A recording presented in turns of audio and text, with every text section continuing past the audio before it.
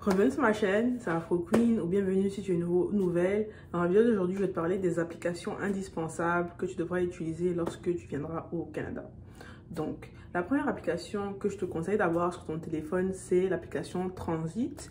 Transit, c'est quoi? Je vais vous montrer à quoi ressemble le logo. Je vais vous montrer à quoi ressemble le logo de Transit. En fait, c'est une application qui vous permet de savoir quand est-ce que votre bus viendra ou le métro, si vous prenez le métro à Montréal. En fait, c'est une application vraiment super utile si vous n'avez pas de voiture, si vous êtes piéton comme moi je le suis et que vous devez vous rendre à l'université, vous devez faire vos courses, etc. Transit, ça va vous aider à savoir à quel moment vous devez sortir de chez vous pour pouvoir prendre le bus et aller où vous devez aller.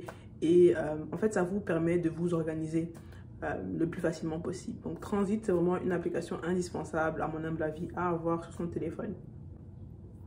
Une autre application à avoir, pour moi, c'est vraiment indispensable, c'est avoir là où les applications des banques que vous utilisez. Donc, si vous êtes avec TD, si vous êtes avec BMO, si vous êtes avec la Banque Scotia, c'est vraiment un super truc d'avoir l'application dans votre téléphone parce que c'est super accessible. En fait, vous pouvez facilement regarder qu'est-ce qui se passe dans votre compte. Vous pouvez déposer un chèque avec votre téléphone. Vous n'avez pas besoin d'aller dans une banque. Vous pouvez envoyer des intérêts qui transfèrent, donc des sommes d'argent à X ou Y personnes de votre téléphone. Donc c'est vraiment, ça vous facilite la vie tellement que je ne sais pas pourquoi les gens n'utilisent pas les applications mobiles pour les banques. En fait, c'est super facile et c'est super utile. Une autre application que je vous conseille d'utiliser, c'est SPC. Donc c'est Student Promotion Card, Student Pay Card. Enfin, c'est une carte qui vous permet d'avoir des rabais en tant qu'étudiant. Et je pense que la plupart des magasins y sont. Donc, en général, les magasins de nourriture, les habits et autres. Donc, c'est une carte qui vous permet d'avoir en général 10% de rabais sur la plupart de vos achats. Si vous montrez une carte étudiante, il faut toujours avoir sa carte étudiante avec soi pour vraiment prouver que vous êtes étudiant. Donc, la carte SPC et l'application SPC même sera super utile si vous l'avez dans votre téléphone portable. Prochaine application essentielle à avoir dans ton téléphone selon moi, c'est l'application Kijiji. Kijiji, j'en ai déjà parlé dans une de mes précédentes vidéos. Ça vous permet de rechercher tout et n'importe quoi. En fait, Kijiji, vous pouvez trouver des appartements là-bas.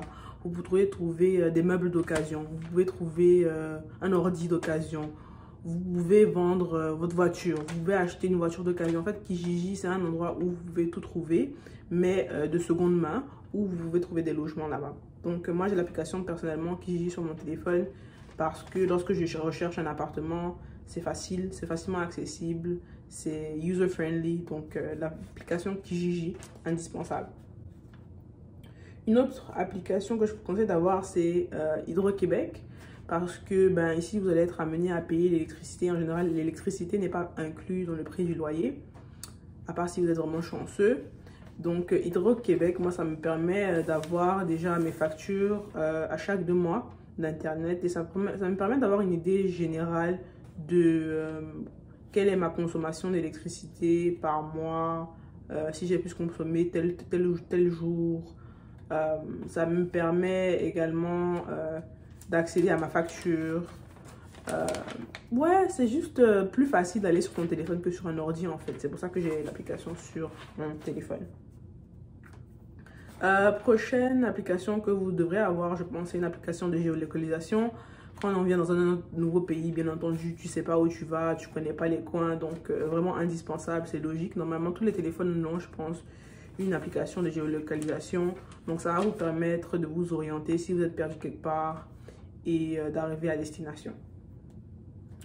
La dernière application que je vous conseille d'avoir, c'est Uber. Si, encore une fois, vous êtes piéton comme moi, vous ne conduisez pas encore, ayez Uber.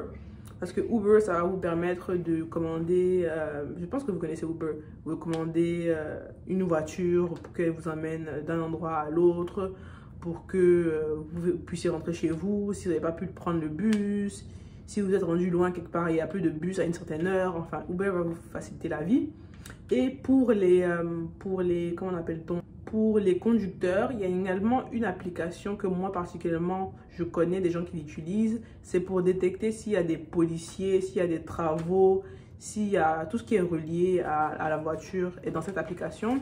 Je ne connais pas le nom, je pense j'ai pas envie de dire de bêtises, ça s'appelle Wave, je sais pas. En tout cas, je vais vous insérer le logo de l'application et c'est vraiment super utile apparemment pour les conducteurs d'avoir cette application là. Donc si vous avez une voiture, si vous pensez conduire en arrivant au Canada, cette application là vous pourrez l'utiliser et ça va vous faciliter la vie, ça va vous éviter de tomber sur les policiers, ça va vous éviter de tomber dans les embouteillages, etc.